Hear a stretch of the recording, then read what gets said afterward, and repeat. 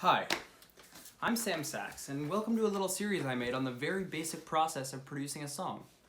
Now, before you continue, I just want to make it clear that this is going to be very simple for people that want to start writing and recording music. I'm not going to go into mastering or advanced editing. Producing music is something people do as a profession, and there are basically infinite layers of complexity. However, everyone has to start somewhere. I have written and recorded a song, and I'm going to be sharing the process with you. Let's start with the writing.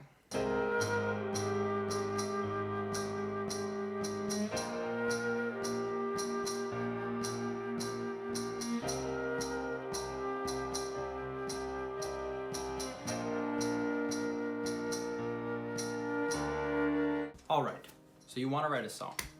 Well, there are a few different ways you can go about it. First of all, you can write down your music, or you cannot. That depends a lot on the genre of music you want to write.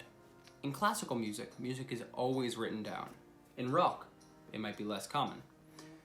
One easy way to write a song is to sit down at an instrument and mess around until you play something you like. Once you do, making a quick recording on a phone can be a good idea so you don't forget it. If you are going to write your music down, there are some different options. You can buy manuscript paper, which can be found at any music store and online. I use manuscript paper for writing down short ideas I think of, or brainstorming. I don't have great handwriting, and I can't handwrite music very fast, so I don't find it useful for longer projects.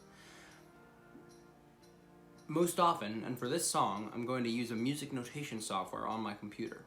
There are many such programs, but I use one called MuseScore, which is open source, so it's free to download. This also means it has a sizable community to answer questions and many plugins to add on to its capabilities. Even if you don't write down your music, it's best to write down lyrics if your song has them, just so you don't forget. In the case of my song, I wrote down everything. Writing down music is easier for me because I'm a music student, learning about theory and sheet music. I utilized piano and singing, which I can do, and then a double bass, cello, flute, and tambourine. I picked these instruments mostly because I have friends who play them and can record for me, and because I like the way they sound together. When you write a song, the cool thing about the instrumentation is that you can change it at any time. I could have decided later that I want to add anything, and it wouldn't have been too hard. A few days before I sat down to write, I had an idea and sang it into my phone at Wegmans. It went, "Walking through the rain on a summer night, something, something, but not a cloud in sight. I wish that I could take a flight somewhere far away." Now, it was really just a melody, so I wanted to add some chords. So I did. They went something like this.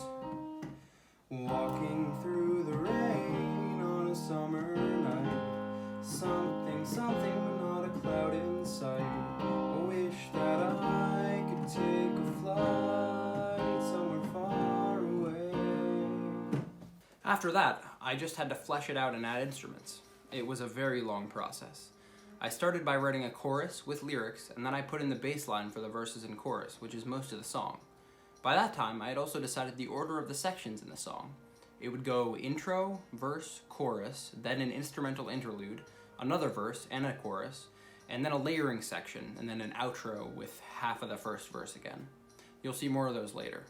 The chorus I wrote went something like this.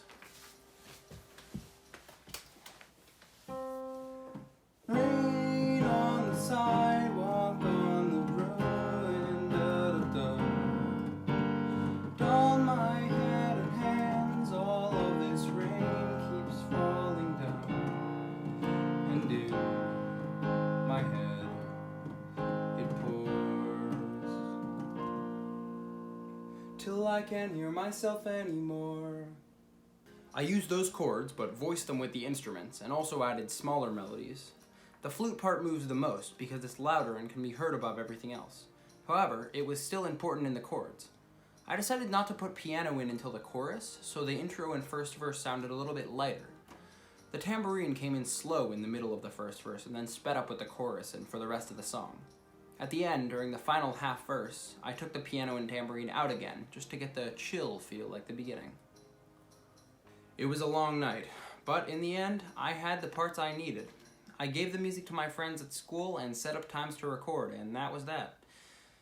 For the recording process, head on over to part 2 of this series. Thanks for watching, and I'll see you next time. Rain on the sidewalk, in the yard, and on the ground.